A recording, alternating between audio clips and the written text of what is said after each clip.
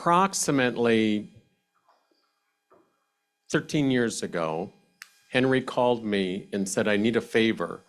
And I said, yes. He said, I haven't told you what it is yet. I said, well, you get an automatic yes from me for whatever you want. And he invited me to come to La Jolla and speak at his first Marketing with a Book and Speech Summit. And I said, Henry, you should do more of these. And if you did not invite me to speak again, I would be sad. But over the course of that time, I made a decision. There's an African proverb that goes something like this. If you want to go fast, go alone. If you want to go far, take someone with you. And it was about that time that it did not take me a long time to decide that I wanted to take Henry DeVries with me. He has had my back in good times and not so good times. He is my brother from a different mother. He is arguably in my inner circle of trusted confidants. And I would not be where I am today without him. I think one thing is incredibly clear here in this group, and that is the one common denominator that every single one of us has that binds us together is this man, Henry DeVries. You would not, some of you might like me, but you're not here because of me. You're not here because of Devin. You're not here because of anyone else except Henry DeVries.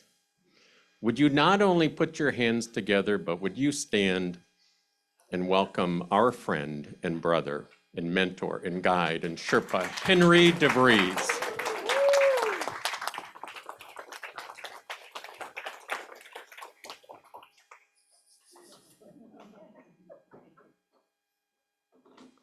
I'll never forget the time my friend Shem Bostic called me and he had a problem.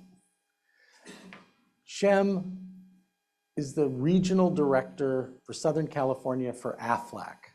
You know, you're familiar with Aflac, the Aflac? Aflac.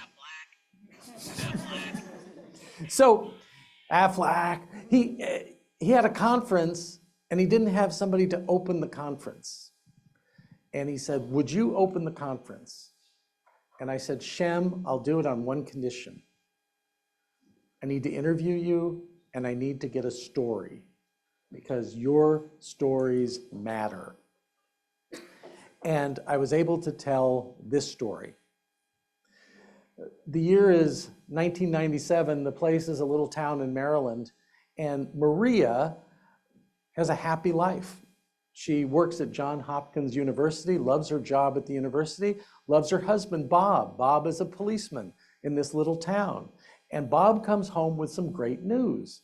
The police department has just added Aflac as a benefit.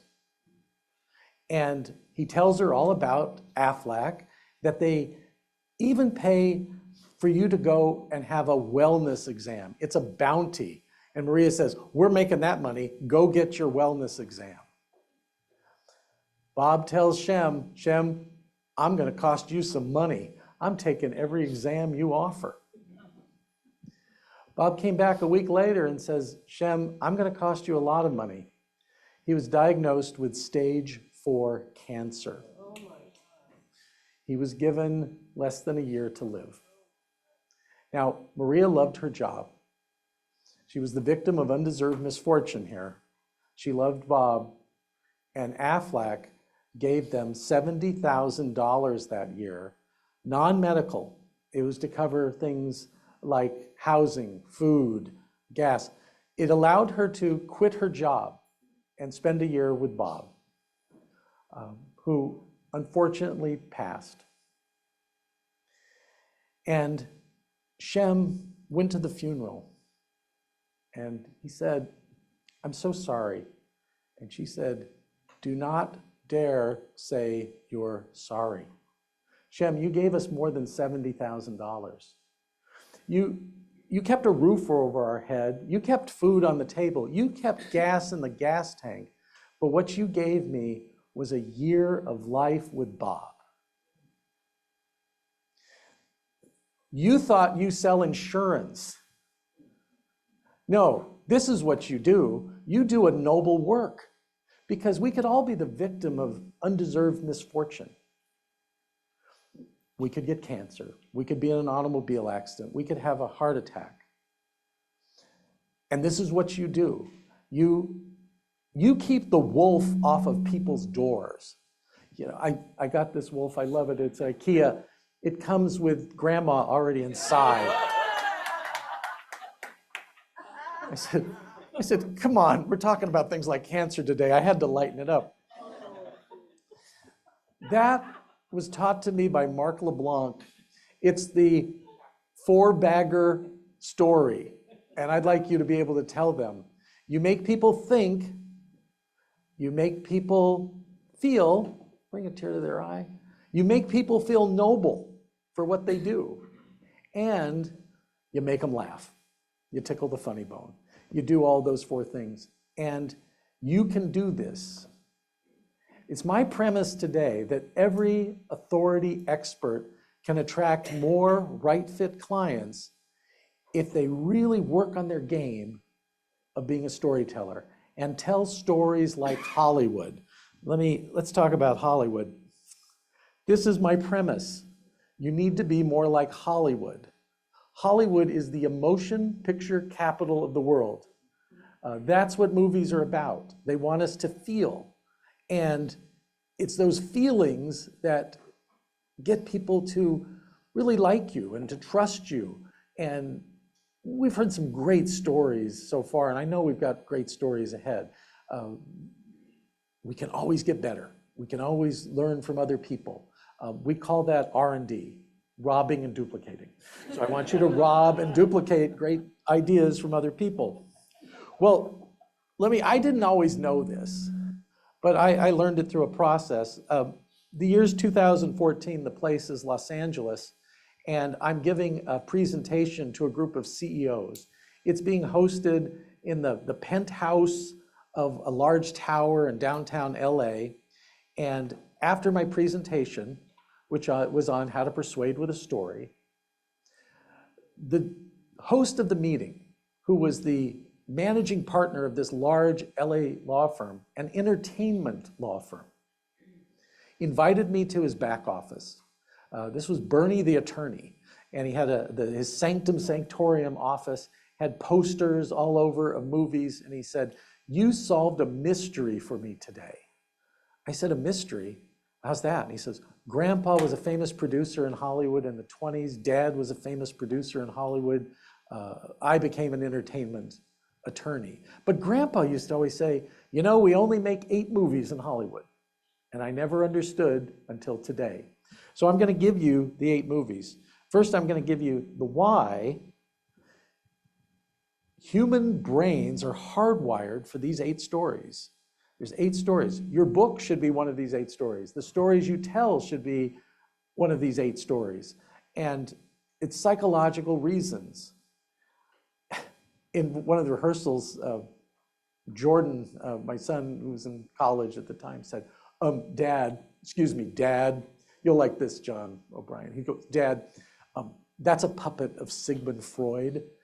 You're talking about Carl Jung, Jungian archetypes." And I said, "Jordan, shut up. I can't find a Carl Jung puppet."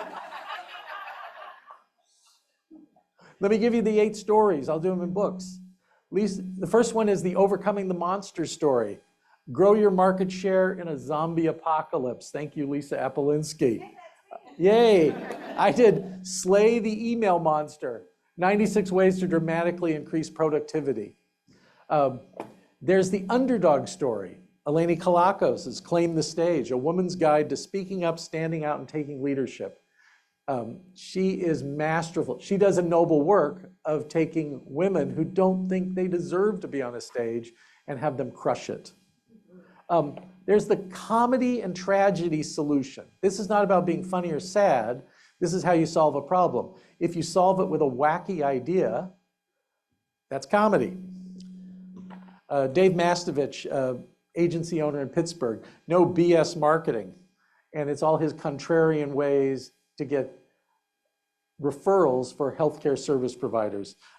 John Inarelli, hello. John Inarelli, former FBI agent, his book, Disorderly Conduct, that we did. And it's all these wacky things that happen in law enforcement. We've actually done 6 books for leaders in law enforcement. And I asked John, I said, how did we get this niche? And he goes, or is it a clever sting operation? Marlene Bizub, contentious custody. She works in the courts in Colorado to help decide which parent would get the child in a divorce. But she says, this is a tragedy. The fight is the tragedy. There shouldn't be a fight. Children shouldn't have to say which parent they want to go with. Okay, next one is a mystery. Dr. Ashby, exposing the e-learning mystery. This book I did with Henry Hutchison, The Dirty Little Secrets of Family Business. Love that book. So if it's a mystery, cracking a code or anything like that. Now, another group is called The Quest Story. The Quest is a search for a prize. Christine Slocum, agency owner back east, we did Stop Starvation Marketing. And it was for power growth moves for health tech, IT, and biotech companies. But the main problem was they were trying to grow by starving the marketing budget. This book and the proprietary process helped her sell her agency to a large international firm. They wanted the intellectual property that was in this book. Nona's and I wrote the 24 Ways to Get Paid to Speak. Susan Quinn's recently, Does Your Business Show Up or Stand Out?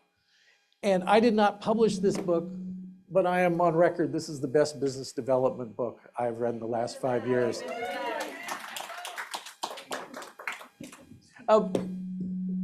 Then there is the rebirth, comeback, rudeness rehab, getting people to come back from this rudeness epidemic we have, Dr. John O'Brien.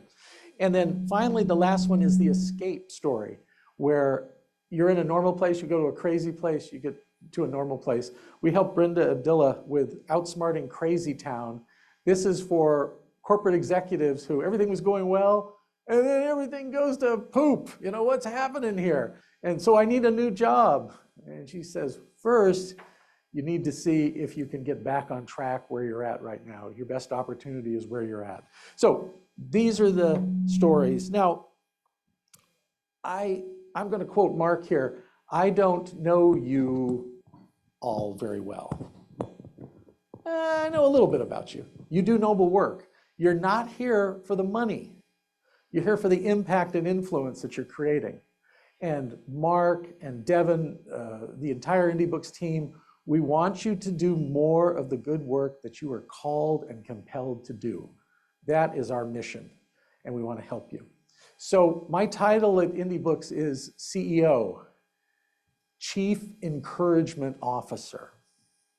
I intercepted an email once where people were thinking about having me come to LA to speak, and they didn't know they had put me on the email train. So, you know, people going back and forth. And one person said, oh, I've heard Henry speak. All he does is encourage people to write books. I said, guilty as charged. I'm now the Chief Encouragement Officer of Indie Books. I want to encourage you to go a little Hollywood. I want you to embrace the 8 stories, look for how you can use those 8 stories, because I believe you can use them to get more impact, more influence, and more right fit clients.